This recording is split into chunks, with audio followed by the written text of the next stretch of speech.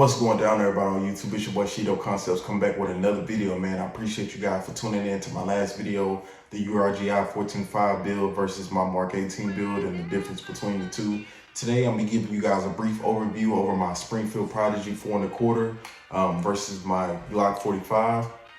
And what I've noticed in my experience with shooting them both in competition.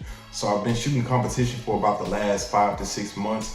And I want to give you guys a brief overview of what I think about the two different platforms and why I would go with one over the other.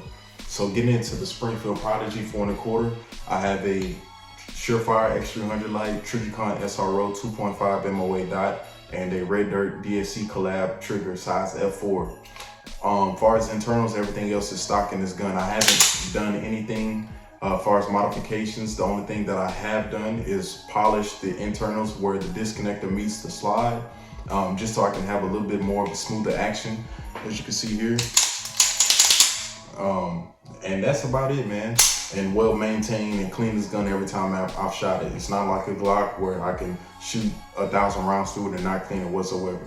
So getting into it, I switched over to the 2011 platform about 2 months ago, and I noticed that I would track a lot faster and there was a lot more smoothness with felt recoil with shooting this platform versus my Glock. So I noticed that I can get on target pretty quickly with this because the Trigicon SRO does have a bigger sight picture in the sight window, and maybe that may be a reason. But I've trained with Glock platform overall way more than I have the 2011 platform. And what I like about this is the trigger. You can't go wrong with 1911 and 2011 triggers. I've had no issue with it so far. So when I installed this trigger, I noticed that it was a straight drop in. I didn't have to modify the grip whatsoever in order for this trigger to fit. Give you guys a brief overview of that. So there's the take up right there. So a little bit of play. I like my triggers to have a little bit of play. And then there's a break. So standard, pre-travel and break when it comes to that. I did not modify the pre-travel or take up when it came to this trigger, installing it. Other than that, there's pretty much nothing to say as far as modifications done to this pistol. But what I have noticed is that I get a lot better purchase and a lot better grip angle whenever it comes to, presentation and drawing from the holster with this gun. I did have to get used to the, grip safety on this firearm, just because, on the Glock, you don't have that issue with, drawing from the holster. There's no safety whatsoever. You just grab it and, you're able to punch out and go to work. And as far as the internals on this Glock 45, all stock OEM internals. I haven't done anything. This is pretty much set up the same way that I have my Glock 19 set up. Surefire X300 Light, Holliston 508T red dot. And that's about it, man. So I wanted to go with the Glock platform, a step up from the Glock 19, just because I wanted to have a little bit more control over the recoil. Now, me personally, with the Glock 19, I shoot perfectly fine with that, but I wanted to have a full-size grip and see if that would change my ability to manage the recoil and get on target a lot quicker when it came to target acquisition and putting rounds on target. So I did notice that I had a lot more recoil management with the Glock 45, changing up from the Glock 19 when I first started out. And the reason why I went with this was because a lot of the weight of the gun is in the back of the firearm. So having that full-size frame and that compact slide, it made a hell of a difference when it came to, getting on target and tracking a lot faster and the slide moving a lot faster versus a Glock 17. The Springfield Prodigy, I noticed that I tracked a lot faster and it was a lot more accurate due to the weight of this gun. The more weight that the firearm has, the less recoil it'll have, and also this being a bull barrel, it's a lot more accurate than my Glock barrel. And so My experiences. So the first time I shot this gun, whenever it came to competition, was I had two malfunctions. I had one double feed, and then I had a failure to eject.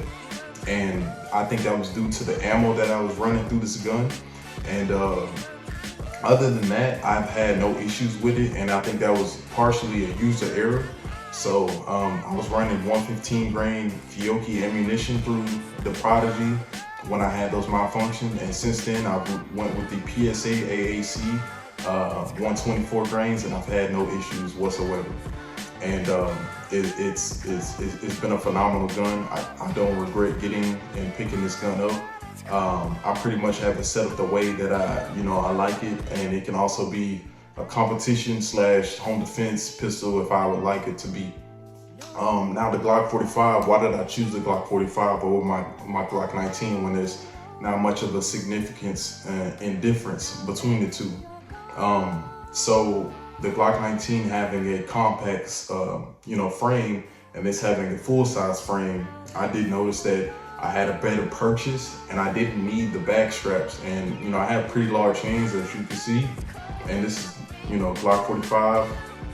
Here are my hands. So my hands pretty much swallow this gun. Pause. So I didn't have any issues there, and I feel like I got a good purchase on the gun, a full-size purchase, and so yeah, man, that's really why I wanted the Glock 45, especially with me training from drawing from concealment and doing different range work with my Glock 19, so it was an easy transition to go to Glock 45. Now, with the Springfield Prodigy, I did notice that it was a lot more smoother shooting than the Glock. And reason being was just because of the weight of the gun and how it's built. The tolerances on this gun are, phenomenal out of the box.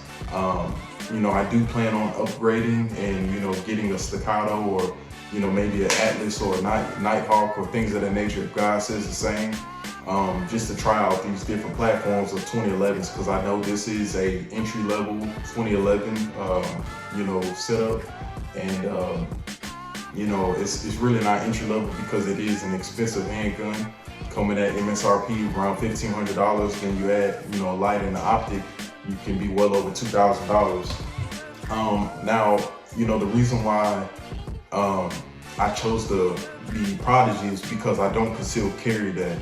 Due to the fact that it is heavier than the Glock 45, and I just don't foresee myself conceal carrying a double stack 91011, just because of the fact that yes, it is reliable, but I do notice that these guns can be finicky depending on what ammunition you have running through it, and I haven't done enough tests to run enough ammunition through it to figure out if I wanted to conceal carry that. Sometimes I do switch up from my Glock 19 to my Glock 45. I have them set up both the exact same way, and there's not much of a difference. And good thing with my holsters, this is a Glock 19 holster from 19 Ops, and I can also run this holster in my Glock 45, and I have no issues with it whatsoever. So it was easily transferable, between the two platforms. So that's a brief overview of why I went with these two different platforms, just to test them out and, see what I like about 2011s and why people went the 2011 route versus the, Glock Striker Fire route. And, I can see why people would use the 2011 route because it is a smooth shooter, it's a flat shooting gun. I've had no issues with accuracy out of the bull barrel, 4.25 bull barrel that it comes with out of the box. Eventually, I want to upgrade and test different platforms out and see what I like and what I don't like when it comes to competition shooting.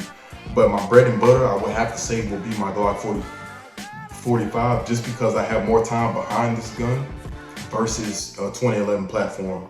So that's a brief overview for you guys, man. I hope you guys enjoyed the video. Let me know in your comments below, and what you guys are running, whether it be a competition or just a range toy. Give me some feedback and what you guys run. if you are into competition shooting and things of that nature, and you know, what you've noticed between the two, and also I wanted to ask you guys, what ammunition do you run if you do have a 2011 1911 platform chambered in 9mm? What ammunition do you run, you know, out of this gun to make it run the most smoothest and, you know, felt recoil, you know, out of this platform? I would like to know. I've only tried 124s and 147s. The 147s were made by Winchester, and then I tried the 124s made by AAC, and then I tried 115s made by Norma. So in the comments below, man, just let me know what you guys run. And yeah, man, I appreciate you guys for checking out this video and, you know, tuning in and, you know, giving me some support. I appreciate it, man. If there's anything else, comment down below what you guys would like to see next. If you guys would like to see me shooting some of these firearms, I would be more than happy to upload some footage and, you know, get some good content for you guys to upload on here, man. Thank you guys for tuning in. This is Shido Concepts, and I'm signing out, man. Thank you.